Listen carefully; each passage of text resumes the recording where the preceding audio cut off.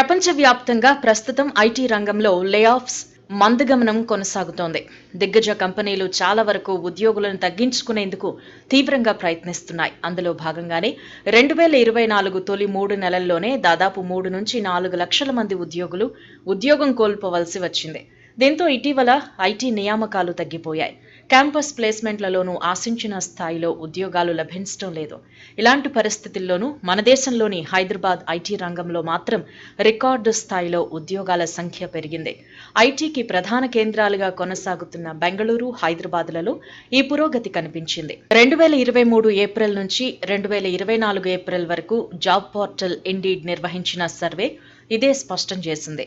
Bhagyanagaram IT రంగంలో వేగంగా దూసుకువెళుతోంది. హైదరాబాద్ మౌలిక సదుపాయాలు, వాతావరణం ఐటీ రంగానికి అనుకూలంగా మారాయి. దీంతో దేశ, విదేశీ ఐటీ కంపెనీలు ఇక్కడి నుంచే కార్యకలాపాలు ప్రారంభిస్తున్నాయి. దీంతో హైదరాబాద్ ఐటీ రంగంలో ఉద్యోగ నియామకాలు పెరిగాయి. ఈ పెరుగుదల గడిచిన ఏడాదిలో 41.5% ఉన్నట్లు ఇండీడ్ సంస్థ వెల్లడించింది. బెంగళూరులో ఇది 24%గా ఉంది. ఈ రెండు నగరాలు ఐటీ నిపుణులకు ప్రధాన ఉద్యోగ విపణి కేంద్రాలుగా ఉన్నాయని తెలిపింది.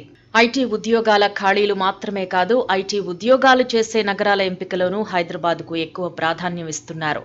హైదరాబాద్లో స్థిరాస్తి, కనీస మౌలిక సదుపాయాలు, ట్రాఫిక్ తదితర అంశాలను పరిగణలోకి తీసుకుంటున్నారు. ఐటీ రంగం కొలువుల వేటలోని యువత, నిపుణుల్లో హైదరాబాద్కు ప్రాధాన్యం ఇస్తున్న వారు 161% పెరిగినట్లు జాబ్ క్లిక్ గణాంకాలు వెల్లడిస్తున్నాయని నివేదిక తెలిపింది. బెంగళూరు నగరంలో ఈ వృద్ధి 80%గా ఉంది. మరోవైపు దేశవ్యాప్తంగా ఐటీ ఉద్యోగాల అవకాశాల్లో తగ్గుదల నమోదైంది. కొత్త పోస్టింగుల్లో 3.6% తగ్గుదల నెలకొంది.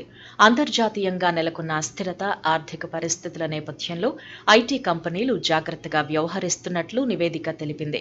ప్రపంచవ్యాప్తంగా ఐటీ నియామకాల్లో మందగమనం కనిపిస్తోందని తెలిపింది.